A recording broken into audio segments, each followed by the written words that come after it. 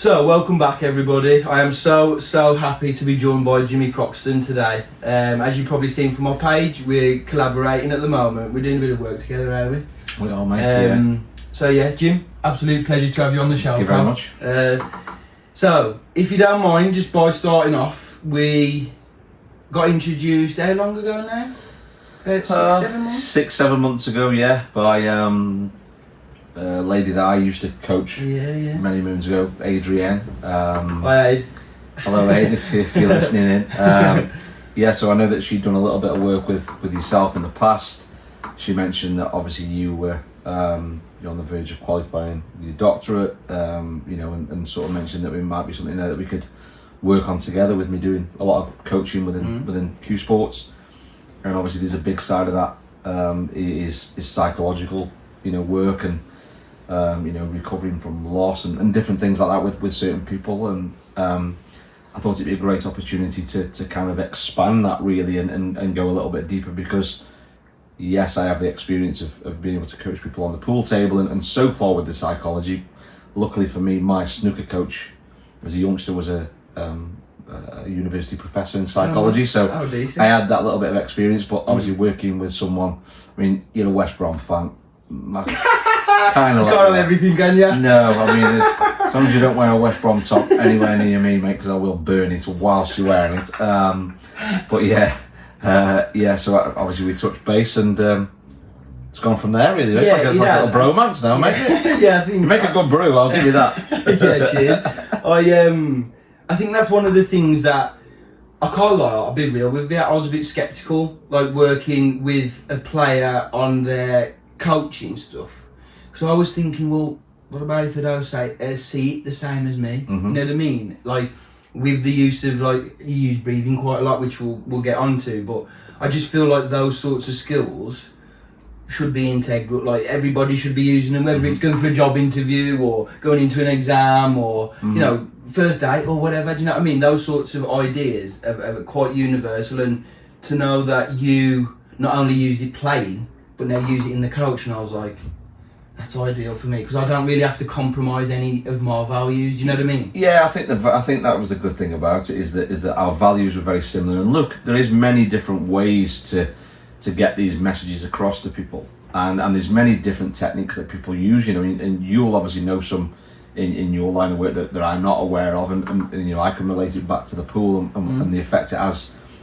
in and around the table. But I think the beauty of it is that you've got to realise that obviously from a coaching point of view, the students are all very, very different. So you might have a certain technique that I'm not covering, what will help that particular individual. That might not work for someone else. Look, I use the analogy a lot in my coaching, is that if I say to you the sky's blue and you say no it's not, it's pink, well then it's pink. Fucking pink, eh? Yeah, so you've got to be interchangeable and adaptable, and I think that's where we kind of hit it off, because we realise that we can make that work for people. And obviously there's some big things in the pipeline. I don't want to say too much at this moment in time, but we've got some big plans that we've been working on for the last few months, and over the next couple of months they're going to come to fruition, and I'm hoping that people buy into it, because my coaching is obviously going very, very well. People are trusting me to help them with the game, and I'm getting good reviews, and I'm really enjoying it, first and foremost. And obviously you're very, very busy doing what you do, and collaborating together just makes perfect sense. Yeah, no, I agree. It's a pleasure, never a chore. So obviously a lot of people will probably know you as Jimmy the Joker Croxton, ultimate pool, or not a bad pool player. So I want to know, or I want people to know, like, who is Jimmy? So a good question, or I think a good place to start, is like, what's one of your earliest memories of pool? Well, I mean, I got into pool through my dad. My dad's always been a decent pub player / probably low county player back in his younger days. And my dad's best friend is Steve James from Cannock, who obviously was in the top 16 in the world on the snooker circuit. So he used to just take me down to the British Legion. Obviously, the weekend we was having a beer, and I used to play with the locals. And I think he just saw something in me, a little bit of natural talent. And went obviously playing in teams and junior county. My first ever tournament, I lost to Gareth pots in the final. No way. I think I was 9, he was 10. Forgive me if I've got the age wrong, but it was around that time. So we were very, very young, and obviously it's just gone from there really. So I've not always been the joker. That was sort of given to me by Ultimate Pool when Ultimate Pool first came about. I think it was Zach Leonard, and I think it's just because of the way I am. You know, I've been brought up around pubs and clubs. I am always cracking jokes, you know, and I'm always the joke is perfect really. But I've stuck to it. I've tried to grow a brand around it, and you know, so far so good, and long may it continue. I mean, I kind of, everything I have now is Joker themed. So I've got stickers on my car, number plate, and my number plate, and my keys. I've got the Joker on my phone cover. You know, it's just everyone just calls me Joker. You know, so I mean, when you said hello, Jim, earlier on, I had to look over my shoulder. Thought someone was standing behind me. Yeah, there's definitely worse things to be called. Trust me. If we go through me watches of ex-partners, they've all called me a lot worse. But we won't touch on that. That's for the X-rated podcast. All right then. Another good question. What is your most memorable moment from playing pool? Like your favourite moment? I think in terms of playing pool and snooker, because I was a good snooker player. I remember knocking my first 147. I ran around the club like an absolute lunatic. You know, nearly took the top off, started waving it over. Nearly did a Ronaldo, but not quite. I've not quite got the physique to do like that, you know. And never have had, may I add. But I think in terms of playing pool, obviously I've got to say, you know, me 2 professional event wins were obviously very memorable. I mean, I've had a lot of highs, some lows, of course, a lot of highs, and I just think it's a sport that I've loved all my life. I love being in and around that circuit. All my friends, generally, apart from, you know, maybe a handful, are all associated in some way to pool and snooker. You know, and more importantly, I've made friends for life through them channels. So if someone said taking the pool away, I've still got that base of really close friends. So I'm obviously, you know, forever thankful for that. Yeah, no, that's nice, because I do a lot of work with players with like identity, and they struggle sometimes to find stuff in and around their sport. Like you say, even though, you know, you've all got like a similar interest in pool or snooker, you're still going to be friends whether pool and snooker existed or not. Do you know what I mean? Yeah. And I love that sort of stuff. That makes it makes me happy. Like, that's what I want for my clients. That's what, you know, I strive to try and instill, like that identity. But you seem to have got that from an early age. So when would you say you started? When did you first pick up a cue? Oh, I was 8, but 8 years old. Did you see over the table? Yeah, just about. My arm used to come to the side. I could barely reach, but I mean, over time, you do adapt. You've got to think that there's a professional player at the minute on the circuit called Liam White, and he can barely see over the table, and he's in his mid-30s, so I was taller than Liam when I was 8, so I know you will listen to this, so I've got to get a little jab in, because I always give him a little jab in the ribs, you know. I mean, not a physical one, but you know, it's certainly a psychological one. It's like, have one of them. But yeah, I love Liam to bits. But yeah, you know, I was a baby basically. And it's just something I've always loved doing. Yeah, fair, man. I appreciate that, Jim. And like I say, hopefully that gives people a little insight into the history of you and Paul, you know what I mean? Because again, if people know you as a joker, it's nice to see where that's come from, I guess. You know what I mean? I'm closer to retirement now, mate, to be honest. I'm on the way out. Eyes are going, you know, knees are going, you know, I'm getting to that age, but obviously the coaching can continue forever, and you know, I hope it does, because I really enjoy it. And you know, although I do have a good laugh, and again, I've built a lot of good relationships from my coaching. It's nice to see people doing well. You know, I've had people win big events, and I'm not saying that I'm solely responsible, because of course I'm not, because without them, none of it's possible. But it's nice to be part of that journey and feel like I've had some kind of contribution to that success. And that's nice, and I think that's why it's doing as well as it is. And more importantly, I enjoy it. You know, I enjoy being on the road.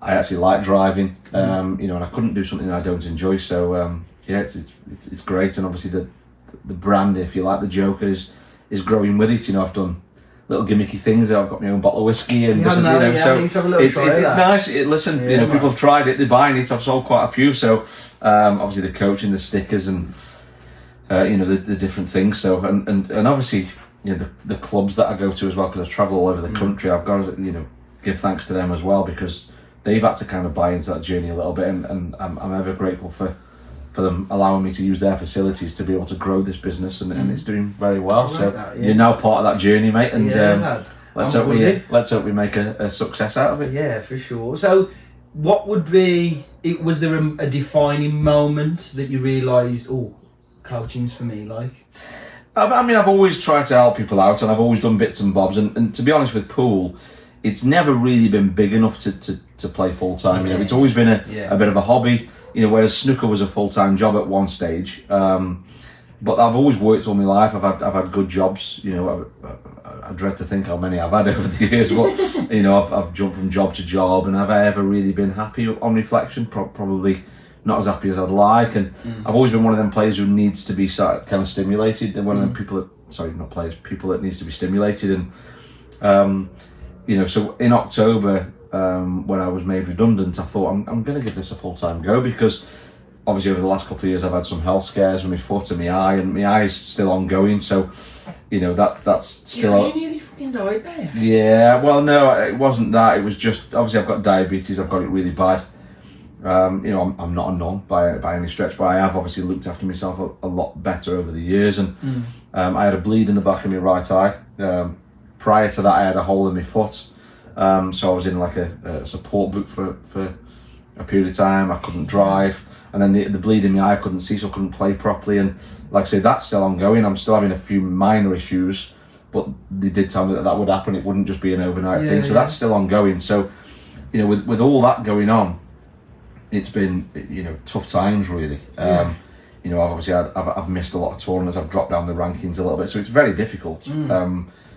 To sort of continue. And it being funny, the fact that you're still there after all that, you know, it's quite a big. Well, I didn't know whether I'd ever play again, I'll be honest. Really? And I think that's why I kind of got into the coaching, because that was the defining moment when I thought, well, I can do that.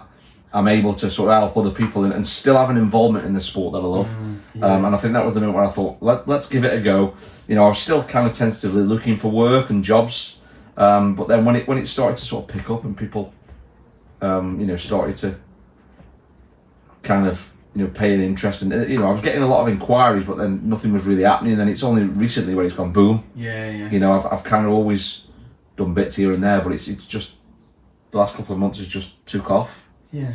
And yeah, I'm at the stage now where I've kind of, you know, I'm doing it full time, and you enjoy it. I love it, and you know, I've got no intention of actually going back to work. I want to, you know, I want to carry on and do it and enhance myself.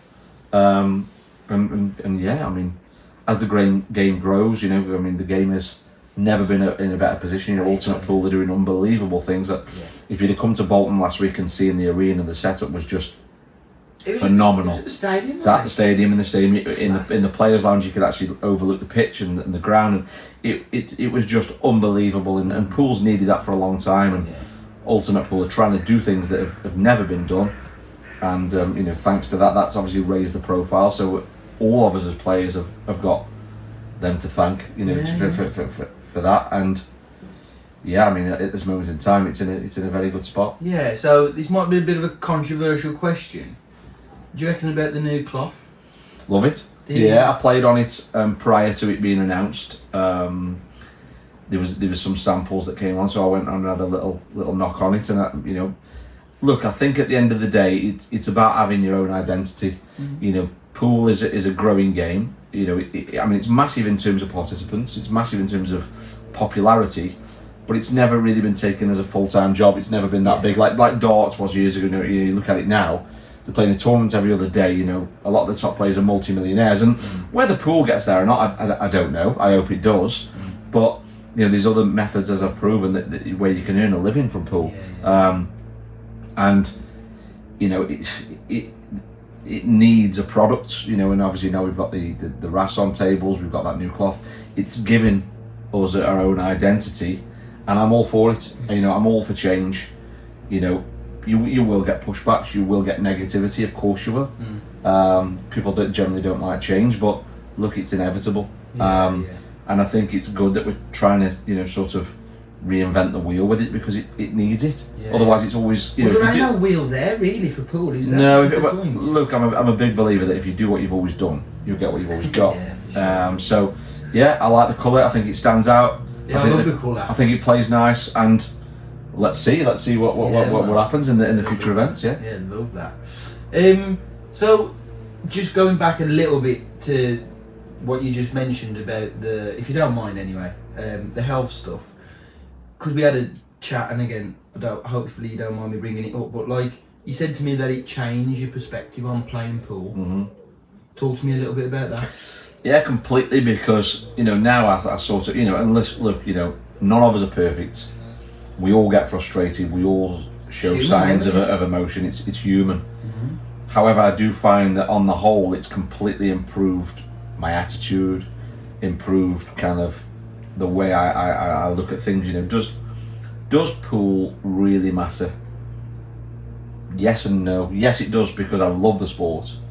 But if pool was taken away, I'm still here. I've got my vision. I could quite easily have lost my vision. I could quite easily have lost my leg at one stage. It was worrying.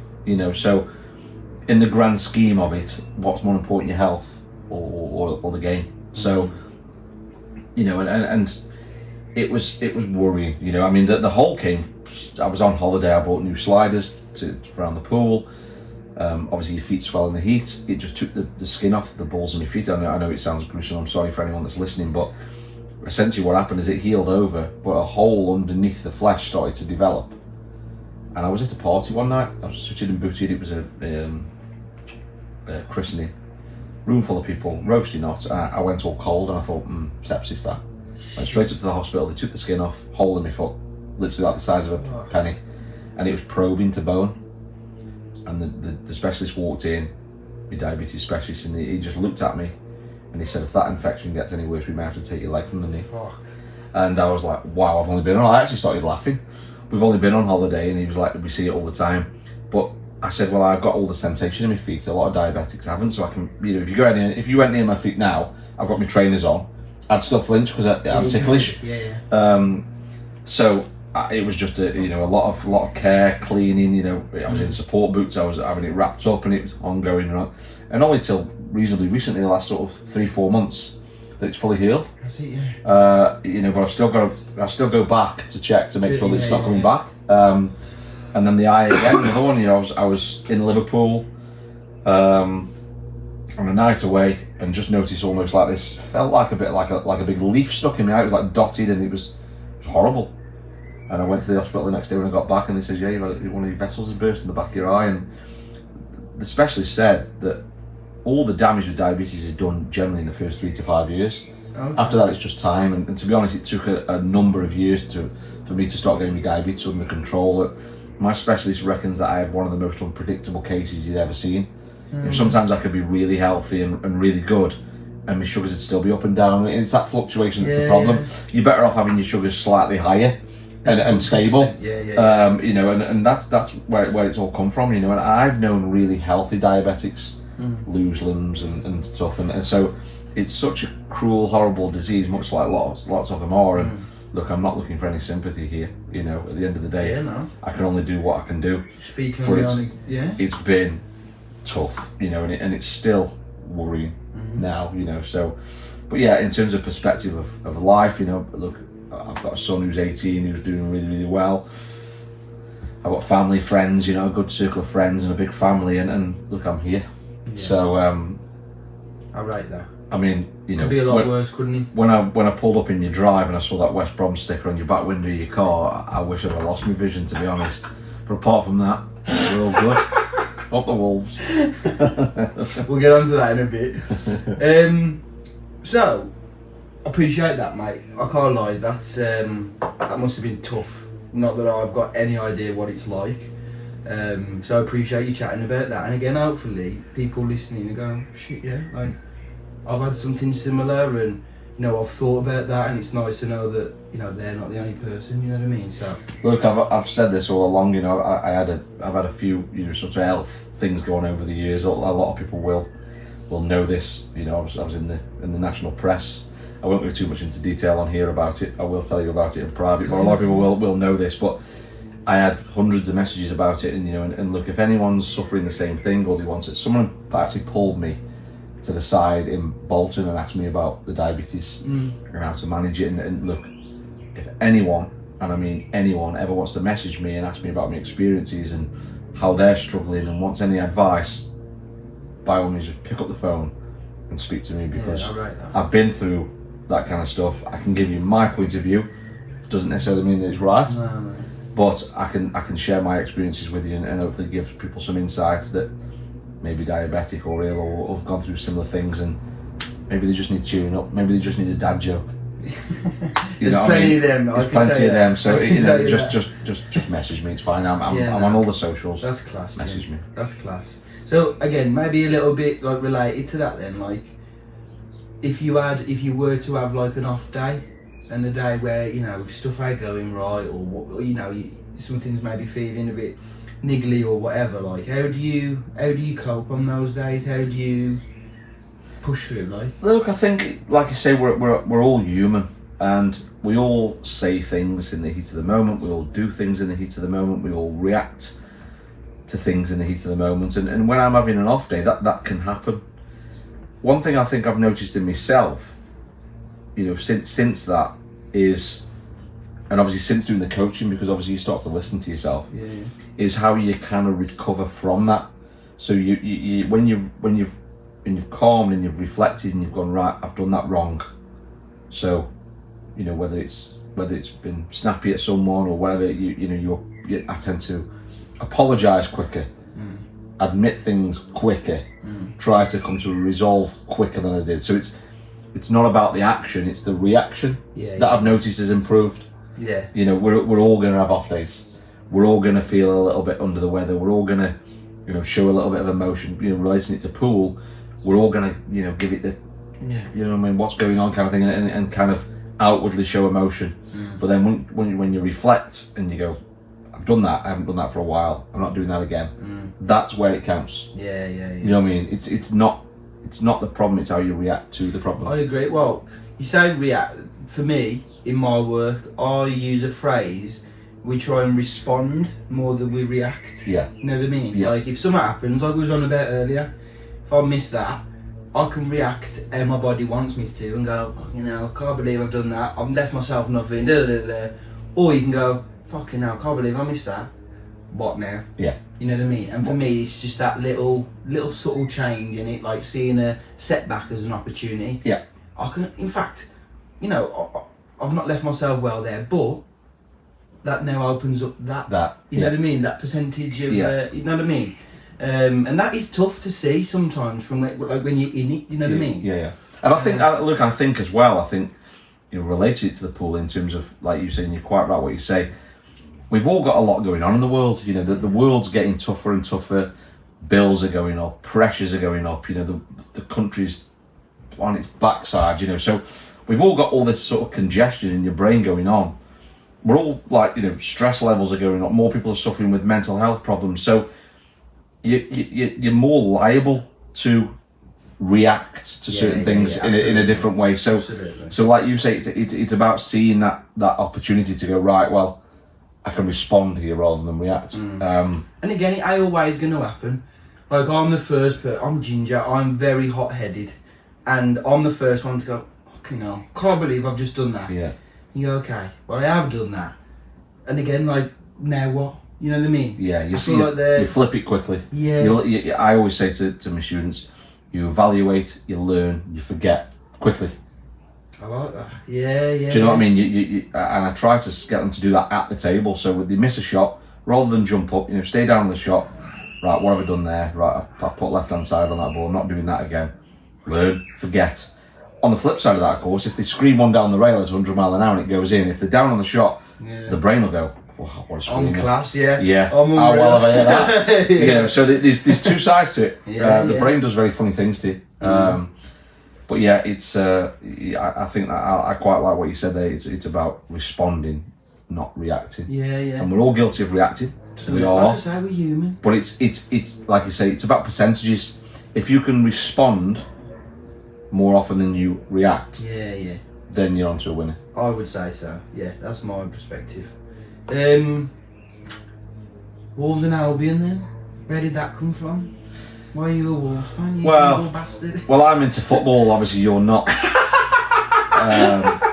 Yeah, I've been into rugby for a little, in the Pulis anyway. Yeah, I mean, to be honest, the last time I was this close to a West Bromwich Albion fan was not too long ago in the FA Cup where we battered you there as well, mate. You know what I mean? So you start giving me shit. It's the first time in 20 years. You start giving me shit. It's going to be it's going to be a repeat of that mothering we gave you on and off the pitch that day. No, but I'm a Wolves fan through my dad. So me born and bred in Stoke. My dad's a sculptor by trade, and the guy that trained him, Mick Wood, was a Wolves fan. So he took my dad to his first ever Wolves match. He just fell in love. Yeah, my dad through the 80s and 90s had a few successful businesses. He sponsored the Wolves, and I've just been brought up with the Wolves. So it's again been another passion of mine all my life. And yeah, there's been many ups and downs as you're probably aware, but absolutely love it. I can't lie, and this is going to sound so bad, because all my family are Wolves fans. My dad's a Carlisle fan. No, sorry Dad, but that wasn't happening as my first team, you know what I mean? And it just would have been a lot easier in my life to be a Wolves fan. Yeah. You know, going abroad and going down to League One, and no, literally, the you know, not that the Baggies ground is far, but like the stadium how far, just would have been easier. And alongside being ginger, like it's been a character building up until now. That's why I think I can talk to anybody, like, and strike up a combo, because I've definitely heard worse. You know what I mean? Yeah, it's I mean, people do ask me all the time, but to be fair, where Molyneux sits, I don't know whether it still is, or it used to be classed as Staffordshire. But the borderline was right there. Let me just get that one down. It's actually in Wolves. To be fair, I think the Baggies ground's in Birmingham. Write that down. I'm pretty sure if you look at the history, I'm pretty sure the Molyneux used to sit in the Staffordshire border. I'm not sure that it still does. But it's weird, like, because we've got a pub near us, and the half of the pub sits in the Newcastle postcode area. No way. And half of it sits in the Stoke-on-Trent area. And in the lounge and the bar, they've got two separate phone lines. Is it? Yeah. Mad that, isn't it? Yeah. I think I've seen, like, there's a golf course somewhere that's in England and Wales. Like, half the courses in England but I heard of like two different phones in the same gap. Yeah, it's a bit wild. Same gap, yeah, madness, isn't it? Madness. That is mad. Just finishing off then, Jim, if you don't mind, if there is something that you could tell 18-year-old Jim, what would you tell him? Wow, how long we got here? As long as you want to. Jesus, I mean, everyone better sort of, you know, get the duvet out here, because we'll be here for hours. Right, give me three things then. Give me three things that, you know, Jimmy Croxton would tell 18-year-old Jim. Don't spend so much money willy-nilly. Okay. For sure, you know, be you know, maybe invest in things, be a little bit more money savvy. That's for sure, because I've certainly had my ups and downs with money. I would say, and to be honest, you prompted this, but try to respond to more rather than react. Yeah. And I would say, the third one's a tough one, but I would say health is the single most important thing that you've got. So cherish it's the first wealth, isn't it? Cherish it. Look after yourself as much as you can. Do what you can, and try to prolong things, because you're a long time dead, mate, to be honest. And I've had friends and family pass away recently, which is really, really sad. People who've even, you know, looked after themselves and whatnot, you know, you see it all the time. It puts everything into perspective. Yeah. You know, so look after your health. Make that your main priority. You know, whether it be your headspace or your physical health, make that your main priority, because you will definitely have a better quality of life if you do so. And be out here that long, like you said, I like that. You're dead a long time, and I always say you out here that long, and so, you know, as much as you can, make every day meaningful. You know what I mean? Mm-hmm. So yeah, no, I think that's good. I appreciate that. Yeah. That's it from me, Jim. I can't lie. Yeah, is that me done? Yeah. Oh, he's only fucking broke my set. He's knocked off the set. Look, here we go. Okay, I knew that was going to happen. I'm here. I'm back. I'm still here. I rescued that. What a catch that was! I mean, I know I'm a catch, but me catching that was just some skills there. You didn't ask me that question though. There in the middle. What, going from building a player? I did with the coaching. Oh, the coaching. I sort of sprinkled it in. Oh, well, I thought it was going to be one of them, like build your perfect player, break. And okay, no, we'll do that then. Shall we do it? Yeah, hang on. Let's do it. Let's build that. Let's build it. So using Ultimate Pool players, you mean? I'll use anyone. Okay. Because I think there's a lot of players out there that don't play on Ultimate, and look, they're still friends at the end of the day. Yeah, that's fine then. All right. So, Jim, if you don't mind, I'm going to pick your brain on building your perfect player. Okay. So I'm going to break it down into break, cue ball control, yeah, shot making. Yeah. What else could I say? Oh, I'll tell you a good one. Cue action. Yeah. And I'll say clearing up. Okay. What about attitude? Yeah, we'll go on. We'll go with attitude. I think that's you've been a psychologist, and me, I think that. that's important, mate. Yeah, go on then. So break. Break first, yeah. It's a tough one. I would say simply due to the fact that Gareth plays Chinese now. Well, then again, so does Jack Whelan. But I like Jack Whelan's break. Okay. I think he's just generally so accurate, right straight up the spots. What we class as pool plays is the the perfect break, as in what you're aiming for. That cue ball coming straight back up the middle, then balls clattering about everywhere. I would there's a lot of players out there with big breaks, but they just whack them. Jack looks like he's actually intending to do what he does, so I'm going to go Jack Whelan. Yeah, fairs. Cue ball control. Cue ball control's a good one. I think mine's pretty good. Yeah. Shane Thompson, pretty good cue ball control. There's a lot of players who have, but because I can't pick me, I'm going to go. I'm going to go Shane Thompson. Okay. Well, luck is one thing we didn't mention either, isn't it? It was the luckiest. Oh yeah, that's heavy though. I want to win that one. No, nor me. There's no way of me winning it. I am. Yeah, to be fair, I saw you. It was in Wigan, Warri, and the ball's spinning. Oh, don't please.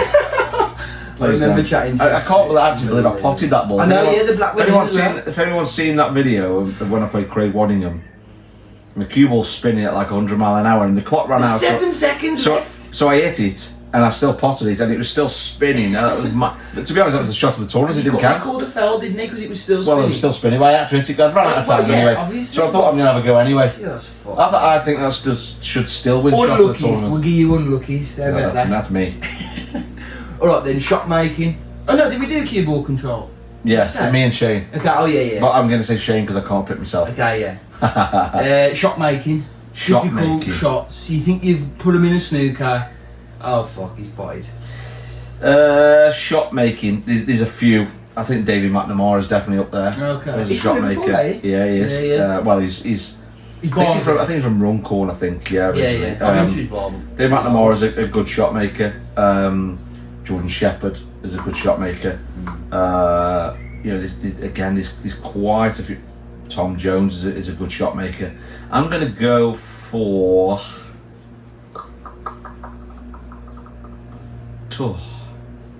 Wow. Wow, it's tough, this, isn't it? Go on, I'm going to stick my neck out and go for Dave McNamara. Alright, there you go, Dave. How about that? What was the last one? Oh, clearing up. We'll go clearing up and then mindset. Clearing up, as in life depends on it. You want someone to go on and clear the table. The fate of the world depends on these balls getting cleared. It's got to be Gareth, isn't it? It's fair enough. It has to be Gareth. It's fair enough. Yeah, 1,000,000%. Mindset. Mindset's a good one. There's a lot. Again, I think mine is up there because of what I've been through, and I think coaching, you start listening to yourself, don't you? Yeah. I think my mindset is up there.